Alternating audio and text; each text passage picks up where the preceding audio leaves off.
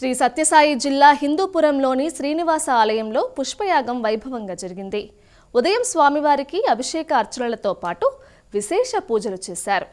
శ్రీపేట వెంకటరమణ స్వామి ఆలయం వద్ద నుంచి మేళ తాళాల నడుమ స్వామివారికి నగరోత్సవం నిర్వహించారు.